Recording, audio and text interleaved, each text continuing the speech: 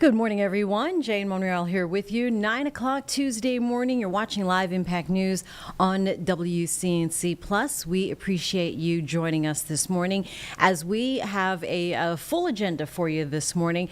First, want to take you out to the nation's capital where we are expecting to see Donald Trump. He is headed to the Capitol this morning to speak to House representatives as they're trying to pass a massive bill to advance his agenda, including the continuation of his first-term tax cuts, as well as increased immigration and enforcement. And that is him arriving on time. It looks like he was, to arrive around 9 o'clock. And so that is running on time.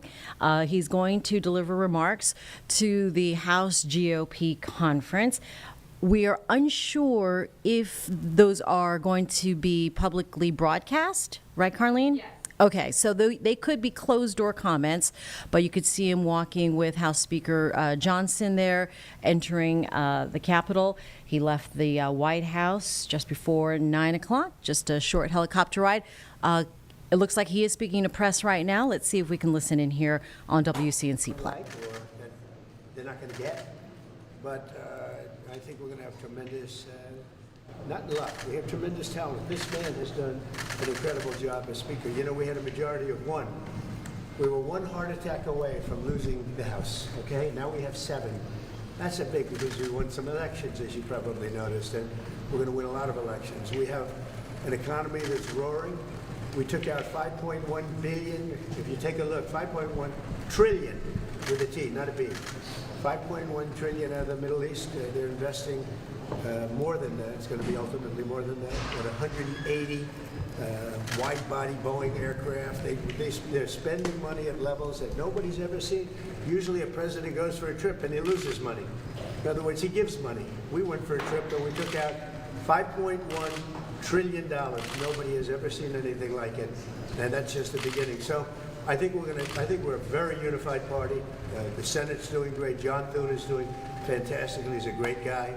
And we're going to have a bill, the one big, beautiful bill. I think it's the biggest bill ever passed, and we got to get it done. Tremendous tax cuts for people, tremendous incentives, tremendous regulation cuts, all these regulations that are so horrible. And now you find out what happened, because Biden, look, it's a very sad thing what happened, but we're going to start looking into this whole thing with who signed this legislation. Who signed legislation opening our border? I don't think he knew. I said there's nobody that can want an open border. Nobody. And now I find out that it wasn't him. He auto-penned it. Who was operating the auto-pen? This is a very serious thing. We had a president that didn't sign anything. He auto-penned almost everything. He opened the borders of the United States of America. And I kept saying, who would do such a thing? Allowing criminals to pour in from all over the world, not just South America, all over the world. They came in from Africa, they came in from Asia, they came from the Congo. The prisons in the Congo in Africa, these are rough people. The prisons from the Congo are empty. You know where they are? They're in this country. Who would sign this? Nobody would sign it. No sane person would sign it. You know who signed it? Radical left lunatics that were running our country, and the auto-pen signed it. And they didn't want him, and they were disappointed in getting him because they wanted Bernie Sanders. And then after about 2 weeks, they said, wait a minute, this is a gift. He'll do anything. We're going to use the auto-pen. And they used the auto-pen and everything. He didn't approve this stuff because when Joe Biden was with it, he would never have approved it. You take a look, he would have never approved open borders. Go ahead, another one. Are Republicans still grandstanding in your view? Oh, yeah, sure. You have a couple that will grandstand, but I think even the grandstanders should. Look, the alternative is a 68% tax increase. And you can blame the Democrats for that and 1 or 2 grandstanders. We only have 1 or 2, but we have tremendous support. But you'll have a 68% tax increase, or you'll get a massive tax decrease. You'll get a tax cut, the likes of which we've never had before. This is bigger than any Ronald Reagan tax cut. It's even bigger than the tax cut that I gave, because as you know, that's being extended and increased. So this is the biggest tax cut in the history of our country, or you'll get a 68% tax increase. And if that happens, I mean, what Republican could vote for that to happen? Because there wouldn't be a Republican much longer. They would be knocked out so fast. But we're going up the details. This is I'm a cheerleader for this party, and I'm a cheerleader for the country. Much more importantly for the country. But I'm a cheerleader for the party, and we're going to go up, and I think we're going to have a very good discussion. There are one or 2 points that some people feel strongly about, but maybe not so strong. On one of those points, do you consider some of the proposals on the table, like co-pay and provider tax, as a benefit cut? How are you viewing those? No, we are looking at one thing. We're not doing any cutting of anything meaningful.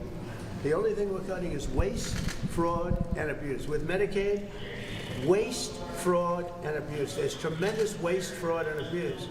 There's incompetent things put in. We have illegal aliens that are multiple killers with multiple murder records getting Medicaid. I don't think anybody minds if we cut that. The Democrats, on the other hand, are going to destroy it because they're going to leave these people on. We're cutting 3 things: waste, fraud, and abuse. We're not changing Medicaid, and we're not changing Medicare, and we're not changing Social Security. And if I wanted to do those things, I would have done it during my 4 years that we were. Mr. President, what's your message to your fellow New Yorker Republicans who are hung up on the SALT issue? Well, SALT is a very interesting thing because the governors of New York and Illinois, the big JB who's going nowhere. Probably right now he could be the worst governor in the country. But Illinois and Gavin Newsom, those are the people that want this. And they're Democrat states. They're all Democrat states. Ronald Reagan tried very hard to get this passed, was unable to do it the way we have it, where basically everybody's treated equally. He tried it so hard, and he never got it done. He was always disappointed. He never got it done. We got it done. Now people want to change it. So we're going to be talking about that. But the biggest beneficiary, if we do that, are governors from New York, Illinois, and California. And those governors are the ones that blew it because they weren't able to get it. So I think we're going to be explaining that. These are all very blue states that I don't really believe. If we had honest elections, I don't actually believe. I think I would have won California. I would have won New York.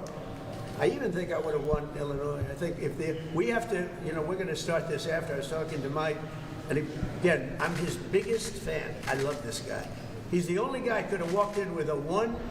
Think of it. You can't be a guy like me and have a 1 majority.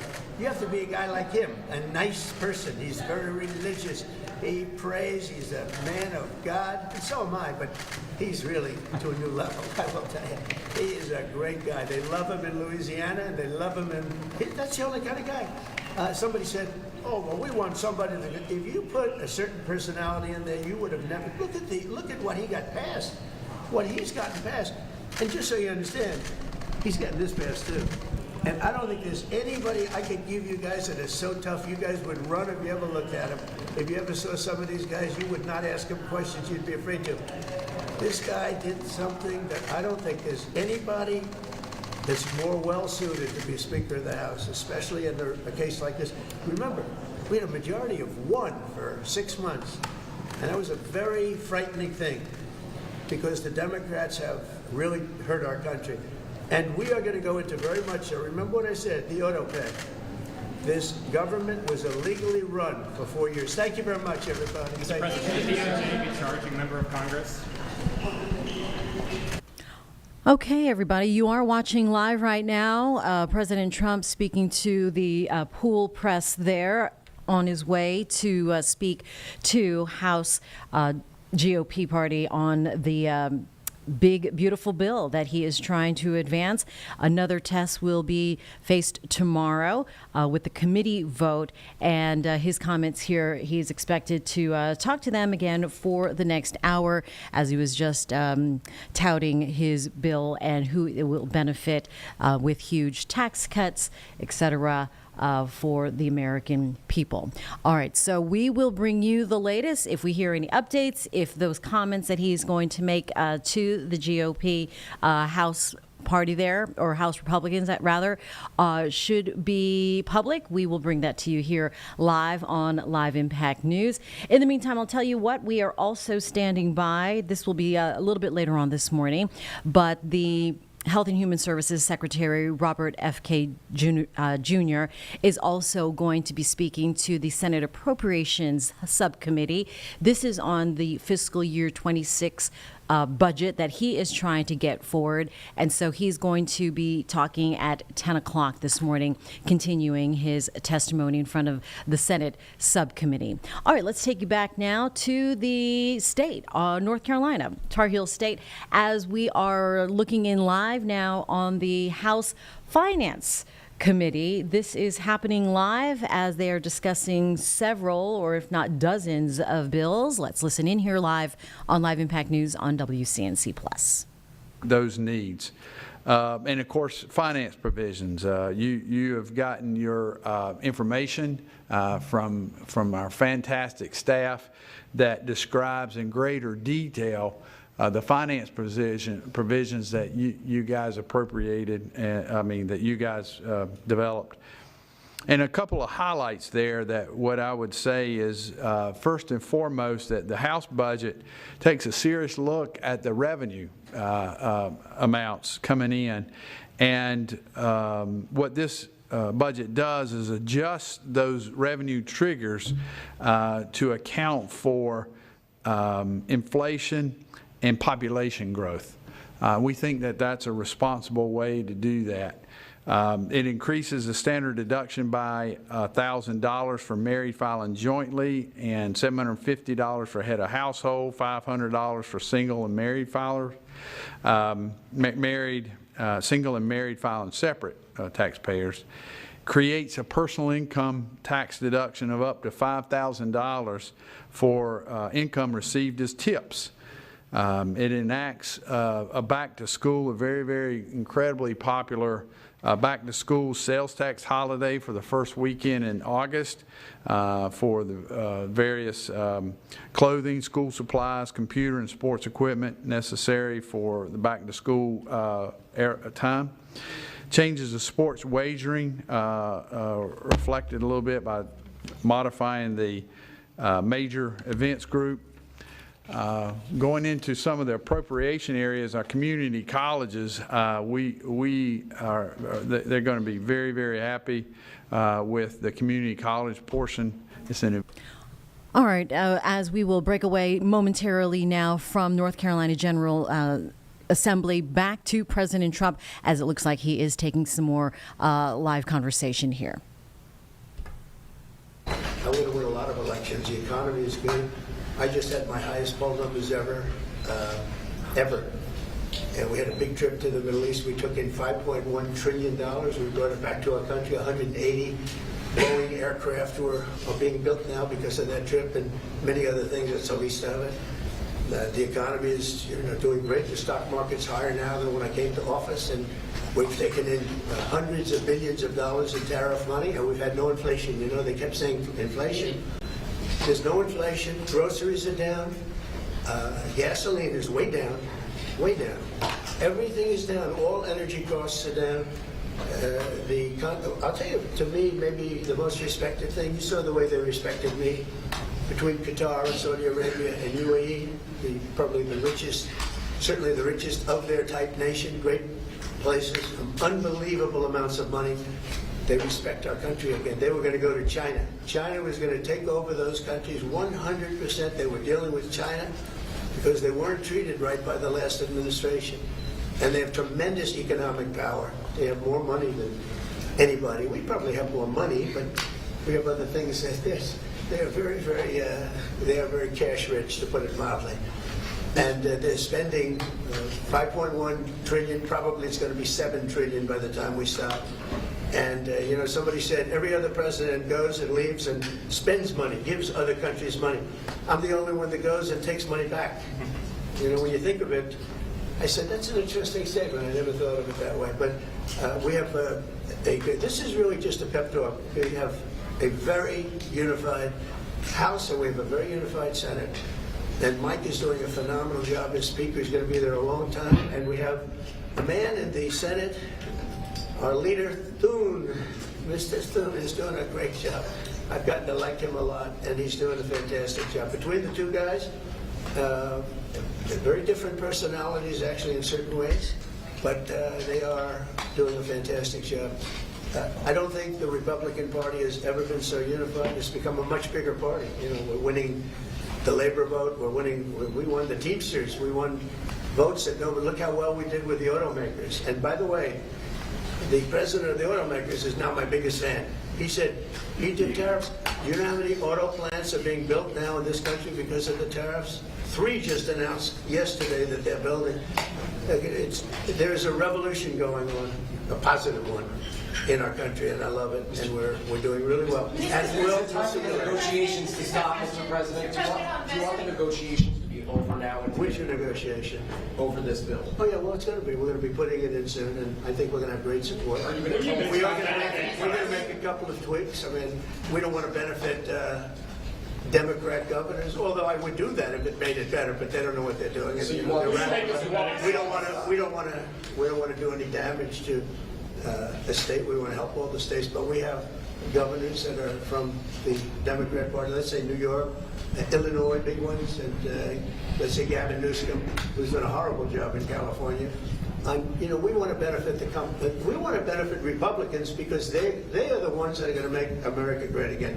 The Democrats are destroying our country, and you see that with the past administration, with an open borders policy that allowed 21 million people into our country, and many of those people are stone cold murderers, killers, and trouble. Yeah. There's members of the What are you Senate planning to tell the fiscal hawks who want to build Say it. this? What are you planning to tell the fiscal hawks who want to build I'm a fiscal hawk. They don't think this is enough spending. I'm a bigger fiscal hawk. There's nobody like me as a Thomas fiscal hawk. Massey said this adds more deficit than Biden did, and this bill kind of... Because we have to fix the country. Do you think that Thomas Massey is correct in saying that this is adding Biden level No, I don't spending? think Thomas Massey understands government. I think he's a grandstander, frankly. He'll probably vote. We don't even talk to him much. I think he should be voted out of office. And I just don't think he understands government. If you ask him a couple of questions, he never gives you an answer. He just says, I'm a no. He thinks he's going to get publicity. And you have that. You have that. They've got some too. Go ahead. Mr. President, on Medicaid, do you want work requirements phased in next year? Do you think Here's that's what I want possible? on Medicaid. We're not touching anything. All I want is one thing. 3 words. We don't want any waste, fraud, or abuse. Very simple. Waste, fraud, abuse. Other than that, we're leaving it. Medicare, we're leaving it. All we're after, and this is for the good of it, is a lot of waste, fraud, and abuse. That's all we're doing. We're not touching it. The Democrats are going to destroy it. Thank you very much. Mr. President, do you think you'll be able to convince Chip Roy and Ralph Norman to vote for this bill? We're not getting it. There are conservatives in this room who want to go further. We have the Waste, fraud, and abuse. That's all the cuts we're doing. Thank you very much.